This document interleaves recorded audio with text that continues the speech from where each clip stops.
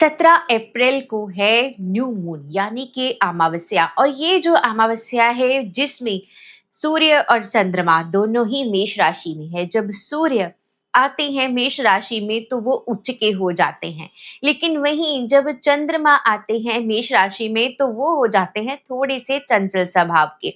कैसा रहेगा ये न्यू मून हम सभी के लिए, और क्या क्या उसके प्रभाव पड़ने वाले हैं, और क्या ऐसे रिचुअल है जो हम इस अप्रैल के न्यू मून पर यानी अमावस्या पर करेंगे, ये डिस्कस करेंगे हम आज की इस वीडियो में। तो बने रहिए मेरे साथ और पूरा वीडियो देखना मत भूलिएगा। तो चलिए शुरू करते हैं। नमस्कार, मैं आप सबकी मन बसी। मुझे बहुत सारा प्यार देने के लिए, मेरी सभी वीडियोस को देखने के लिए और अपना प्यार देने के लिए आप सभी का दिल से बहुत बहुत शुक्रिया। ये जो न्यू मून है यानी कि ये जो अमावस्या पड़ रही है अप्रैल 2026 यानी 17 अप्रैल 2026 को आ रही है, वो पड़ रही है मेष राशि में। जैसा कि आप जानते ही हैं कि जो मेष राशि है यानी जो एरीज है वो ज़ोडिएक की पहली राशि आती है। और मेष राशि जो है वो फायर एलिमेंट यानी कि अग्नि तत्व की राशि है। अग्नि तत्व की राशि होने के नाते मेष राशि हमसे कहती है कि आपके अंदर में किसी भी काम को करने के लिए फायर होना यानी उस अग्नि का होना, पैशनेट होना आपके लिए बहुत जरूरी है।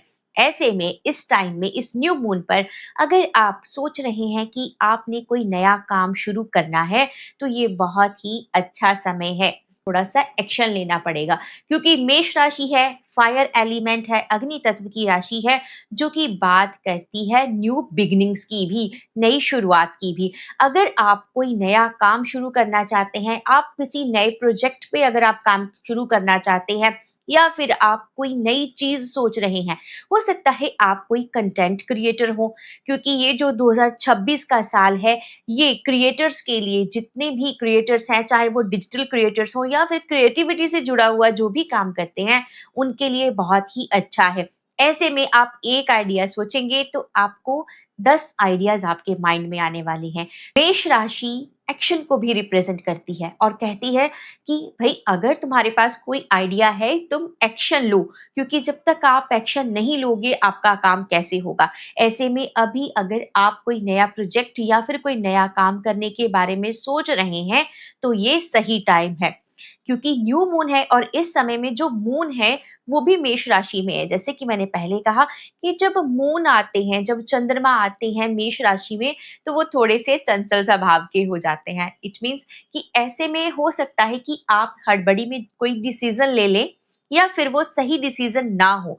तो न्यू मून वाले दिन आप शुरू ना करें। न्यू मून वाले दिन आपके माइंड में जो भी नया आइडिया आ रहा है, आप उस आइडिया को अपनी जर्नल में या फिर आपके पास जो भी आपकी डायरी है, आप उसमें नोट करके रख लीजिए। 1-2 दिन का वेट कीजिए, क्योंकि जो न्यू मून की एनर्जी है या फिर फुल मून की एनर्जी होती है, वो 2 या 3 दिन तक उस एनर्जी को बनाए रखते हैं। तो इसीलिए आप 2 दिन के लिए या फिर 3 दिन के लिए वेट कर लीजिए, उसके बाद आप एक्शन लीजिए। लेकिन इसका मतलब ये नहीं है कि आपने कोई आइडिया नहीं सोचना है। न्यू मून का टाइम ही होता है नई शुरुआत का, न्यू बिगिनिंग्स का। क्यों? क्योंकि नया चांद है, न्यू मून का टाइम है। न्यू मून के टाइम पे आप मैनिफेस्टेशन कर सकते हैं। मैनिफेस्टेशन कहने का मतलब ये कि आप कोई भी नया काम जो शुरू करना चाहते हैं, नया आइडियाज या जो सपने हैं आपके, जो आपकी ड्रीम्स है, जो आप चाहते हैं कि आपकी लाइफ में मैनिफेस्ट हो। अच्छी हेल्थ हो सकती है, क्योंकि अभी जो न्यू मून पड़ रहा है वो अश्विनी नक्षत्र में पड़ रहा है, जो कि हीलिंग के देवता हैं, आरोग्य के देवता माने जाते हैं अश्विनी कुमार। तो अश्विनी कुमारों की ब्लेसिंग्स लेने के लिए आप अपनी लाइफ में अच्छी हेल्थ को भी मैनिफेस्ट कर सकते हैं। देखिए होता क्या है कि जल्दी से हम जब बीमार होते हैं, वो एकदम से बीमारी हमारे पास नहीं आती। सबसे पहले बीमारी आती है हमारे माइंड में। हम जब सोच लेते हैं, ज़रा सा सर दर्द होता है, माइंड में आ जाता है, अरे यार कहीं मुझे माइग्रेन तो नहीं हो गया। हल्का सा अगर कमर दर्द हो जाता है तो हम सोचने लग जाते हैं कहीं डिस्क प्रॉब्लम तो नहीं हो गई। यानी वो चीज़ हमारे माइंड में आती है और धीरे-धीरे जब हम ज़्यादा ही उसके बारे में सोचने लग जाते हैं, तो वही चीज़ हमारी लाइफ में मैनिफेस्ट हो जाती है। और वही जो हम बीमारी जिस जिसके बारे में सोच रहे थे, वो एक बहुत बड़ी चीज़ निकल कर के सामने में आ जाती है। इसीलिए मैं बार-बार अपनी वीडियोज़ में कहती रहती हूँ कि नेगेटिव मत सोचिए, क्योंकि जब हम नेगेटिव सोचते हैं तो नेगेटिविटी को ही अट्रैक्ट करते हैं। अपनी वाइब्रेशंस को हाई रखिए, हाई लेवल का हाई थिंकिंग रखिए, अपनी पॉजिटिव थिंकिंग रखिए, ताकि आपकी जो वाइब्रेशंस है वो भी हाई रहे और आपकी लाइफ में अच्छी चीज़ें अट्रैक्ट हों, आपकी लाइफ में पॉजिटिव चीज़ें हों। नेगेटिव चीज़ें सोचने से आप सिर्फ़ और सिर्फ़ नेगेटिविटी को ही अट्रैक्ट करते हो। न्यू मून का टाइम है, अच्छा-अच्छा सोचिए। जैसे कि मैंने कहा कि अभी ये जो मून है, अभी जो चंद्रमा है वो मेष राशि में आ रहे हैं और क्योंकि चंचल स्वभाव के रहने वाले हैं, तो ऐसे में हो सकता है कि आपकी जो डिसीज़न लेने की कैपेसिटी है, वो कम हो जाए या फिर जो आप कोई डिसीज़न लें, जो बड़ा डिसीज़न है, छोटा कोई डिसीज़न लेना हो, कोई छोटा काम हो, आप उसको ले सकते हैं। बट अगर आपको लगता है कि कोई बहुत बड़ा डिसीज़न आपने लेना है, तो ये न्यू मून का जो टाइम है, इस टाइम में आप उसको थोड़ा-सा टाल दें। 1-2 दिन के बाद आप उस डिसीज़न को लें। क्योंकि आपको भी सोचने का टाइम मिल जाएगा और इस टाइम में क्योंकि आपको भी पता है कि जब भी न्यू मून या फिर पूर्णिमा का टाइम आता है, जब भी अमावस्या या पूर्णिमा का टाइम आता है, तो ऐसे में क्या होता है कि हमारे जो इमोशंस हैं, हम इमोशनली इम्बैलेंस हो जाते हैं, हमारे इमोशंस स्टेबल नहीं रहते हैं, क्योंकि हमारा मन भी चंचल स्वभाव का है, मन का कारक ही चंद्रमा है। तो इस टाइम में हमेशा डिसीज़न लेने से, जो बड़े डिसीज़न हैं, उसको लेने से बचना चाहिए। तो 1-2 दिन बड़ा डिसीज़न जो आपका है, उसको थोड़ा-सा टाल दें। क्लियर? अब हम आ जाते हैं कि ये जो अमावस्या है, उसमें अगर हमने अपनी अच्छी हेल्थ को मैनिफेस्ट करना हो, तो क्या करेंगे इस टाइम में? तो उसके लिए आप अच्छा और पॉज़िटिव सोचिए। अगर आपको लग रहा है कि हाँ, थोड़ी बहुत कोई प्रॉब्लम है, कोई हेल्थ इश्यू अगर आपका चल रहा है, तो पूरा दिन जस्ट उसको फ़ील कीजिए, यही इमेजिन कीजिए कि मैं बिल्कुल ठीक हूँ, मैं बिल्कुल स्वस्थ हूँ, मैं निरोगी हूँ। थैंकफुल होइए उस डिवाइन को कि थैंक यू डिवाइन, मुझे एक निरोगी स्वस्थ काया देने के लिए, ये निरोगी शरीर देने के लिए, एक अच्छी हेल्थ देने के लिए। नेगेटिविटी की तरफ तो सोचना ही नहीं है क्योंकि न्यू मून का टाइम है। तो न्यू मून के टाइम पे आप अपनी अच्छी हेल्थ तो मैनिफेस्ट करेंगे ही, साथ में आपने थोड़ा-सा बचना है घर में वाद-विवाद से, क्योंकि जब भी न्यू मून का टाइम आता है, अक्सर जो हमारे घरों में थोड़ी बहुत नोक-झोंक हो जाती है, मनमुटाव हो जाता है, तो इस टाइम पीरियड में आपने इन चीज़ों से बचना है, खुद को बचाना है। मेष राशि हमारे हेड को भी रिप्रेज़ेंट करती है। हमें नए आइडिया भी देगी और साथ-साथ में क्या है कि हमें थोड़ा-सा हेडेक भी हो सकता है, क्योंकि हेल्थ से जुड़ी हुई चीज़ है, इसीलिए मैं आपको बता रही हूँ। थोड़ा-सा हेल्थ इश्यू हो सकता है, आपको थोड़ा हेडेक हो सकता है, थोड़ा हैवीनेस फ़ील हो सकती है, मन भारी-भारी या फिर उदास रह सकता है मन। इसीलिए इस टाइम में थोड़ा-सा आप घर में वाद-विवाद से, मनमुटाव से बचकर चलेंगे और अगर आपको लगता है कि हैवीनेस फ़ील हो रही है या मन उदास रह रहा है, चिड़चिड़ापन अगर आपको हो रहा है, तो थोड़ी देर के लिए बैठ कर के मेडिटेशन ज़रूर कीजिए। जो न्यू मून का टाइम है, वो मेडिटेशन करने के लिए बहुत ही अच्छा होता है। जब आप मेडिटेशन करते हैं, तो आपको मेंटल क्लैरिटी मिलती है। आपके माइंड में जितने भी नेगेटिव थॉट्स चल रहे होते हैं, वो दूर होते हैं। आपकी जो नेगेटिविटी है आपकी, वो दूर होती है। क्योंकि असली जो जड़ है किसी भी प्रॉब्लम की, वो माइंड ही होता है। अगर हमने माइंड को पकड़ लिया, अगर इसको सही कर लिया तो सारी चीज़ें सही हो जाती हैं। कहते हैं ना कि जो हमारा मन है वो घोड़े की तरह, चंचल घोड़े की तरह होता है जो भागता रहता है और जो हमारी बुद्धि है, जो हमारी इंटेलिजेंस है, वो एक लगाम है।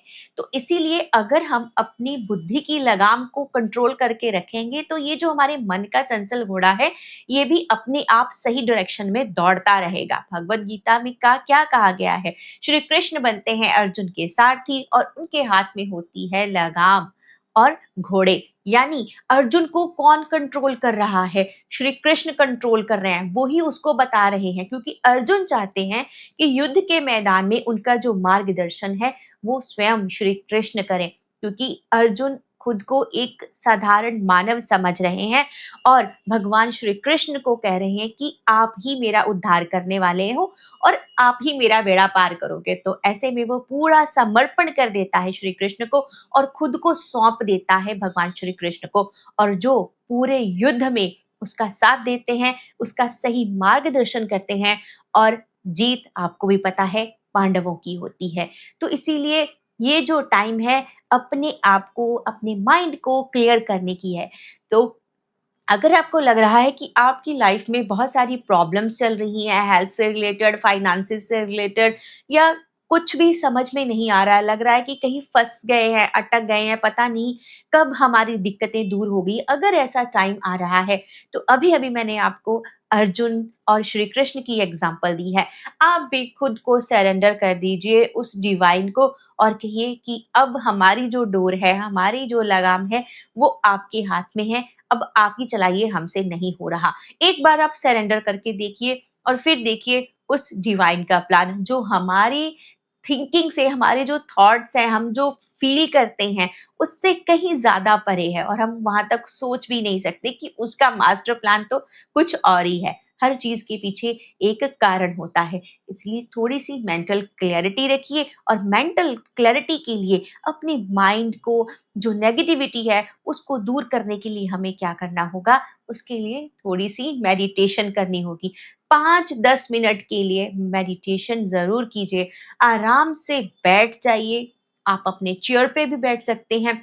अगर आप आराम से धरती पर बैठना चाहते हैं, एक मैट बिछा कर के आप बैठ जाइए, किसी गार्डन में हैं, किसी ग्राउंड में हैं, जहाँ पे आपको मिट्टी या घास फ़ील हो रही है, वहीं पे बैठ जाइए। क्योंकि इससे आपको डबल फ़ायदा होगा, आप डायरेक्टली ग्राउंडिंग हो जाएगी आपकी, आप डायरेक्टली धरती से कनेक्ट कर रहे हैं, जिससे आपकी जो नेगेटिविटी है, वो रिलीज़ अच्छे से हो जाएगी। आप खुद को नेचर को सौंप रहे हो और नेचर से जब कनेक्ट करते हैं, तो हमारी बॉडी से जो नेगेटिविटी है, वो एकदम से दूर हो जाती है, एकदम से गायब हो जाती है, क्योंकि मदर अर्थ उसको ले लेती है। तो आराम से बैठिए, आँखें बंद कीजिए, कुछ फ़ील मत कीजिए कि ये हो रहा है, कहीं से हॉर्न की आवाज़ आ रही है, ये हो रहा है।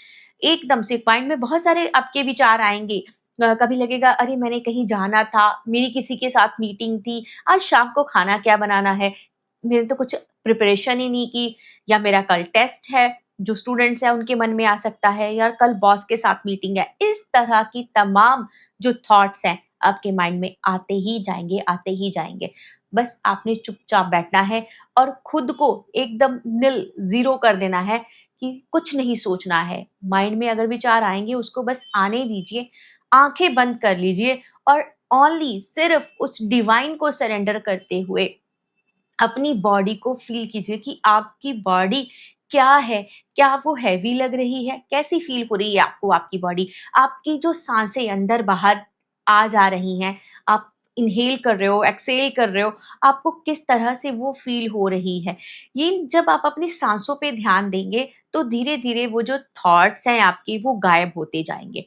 कोई भी एक मंत्र आप ले लीजिए, कोई भी मंत्र, मान लीजिए आपने ओम नमः शिवाय लिया, तो आपने जब ओम नमः शिवाय मंत्र को जब आप चैंट कर रहे हैं, जब आपने एक साँस ली, उस साँस को आप थोड़ा-सा होल्ड कीजिए, जितना वो आप ओम नमः शिवाय बोल लें। एक साँस आपने भरी, मान लीजिए आपने ओम बोला, तो नमः शिवाय जब आप बोलेंगे, तो आप साँस नहीं लेंगे, उस 2-4 सेकंड के लिए अपनी साँस को होल्ड कर लीजिए। नमः शिवाय बोलने के बाद आप अपनी साँस को रिलीज़ कर दीजिए, साँस छोड़िए। इस तरह करने से क्या होगा कि आपके जो थॉट्स आपके माइंड में आ रहे हैं, वो थॉट्स नहीं आएँगे और आप खुद पाएँगे कि 10-15 मिनट के बाद आपको कितनी ज़्यादा रिलैक्सेशन हो रही है। नहीं लग रहा है कि टाइम है, बहुत इम्पोर्टेंट मीटिंग है या ऑफ़िस में हैं आप, नहीं आपको टाइम मिल पा रहा है, तो मैं यही कहूँगी कि कम से कम 5 मिनट के लिए आप डीप ब्रीथ ज़रूर करें, क्योंकि न्यू मून का टाइम है, हमें मेंटल क्लैरिटी भी चाहिए, हमें खुद को स्ट्रेस फ्री भी करना है, रिलैक्स भी करना है। तो इसीलिए मैं कहती हूँ कि आप कम से कम 5 मिनट के लिए अपनी ऑफ़िस की चेयर पे बैठे-बैठे आराम से आप डीप ब्रीथ ज़रूर कीजिए। एक लंबी गहरी साँस लीजिए और फिर धीरे-धीरे उस साँस को आप छोड़िए। जब आप इस तरह से करेंगे, आप एकदम काम डाउन हो जाएँगे। आपको कितना भी गुस्सा क्यों ना आया हो, आप एकदम काम डाउन हो जाओगे। और अब हम आ जाते हैं रिचुअल्स पे। अमावस्या का टाइम है और हमने क्या-क्या रिचुअल करने हैं। जैसे मैंने पहले भी कहा, क्योंकि ये जो न्यू मून है, ये जो अमावस्या है, वो पड़ रही है मेष राशि में, और मेष राशि जो है वो अग्नि तत्व की राशि है। फायर एलिमेंट का इस समय में हम थोड़ा-सा उपयोग करेंगे। तो वो कैसे करेंगे? अपने घर में दिया जलाइए, जहाँ पे आप पूजा पाठ करते हैं वहाँ पे, या फिर आपकी ऑफिस डेस्क पे वो कैंडल भी हो सकती है, या फिर आप कोई दिया भी जला सकते हैं। क्योंकि दिया हमारे घर में पॉजिटिविटी को अट्रैक्ट करता है, उसकी जो रोशनी है। आप कैंडल जलाइए, और अपने ऑफिस में या फिर अपने घर में आप धूनी दे सकते हैं। और वो मैंने आपको पहले भी वीडियोस में मैं बताती आई हूँ कि आप गाय की गोबर का जो उपला होता है, जिसे हम गोईठा भी बोलते हैं, या फिर आजकल साम्रानी के कप आते हैं छोटे-छोटे, आप उनको लेकर के अपने घर में, अपने वर्क स्पेस पे, जो अगर आपका पर्सनल ऑफिस है, आप वहाँ पे भी वो धूनी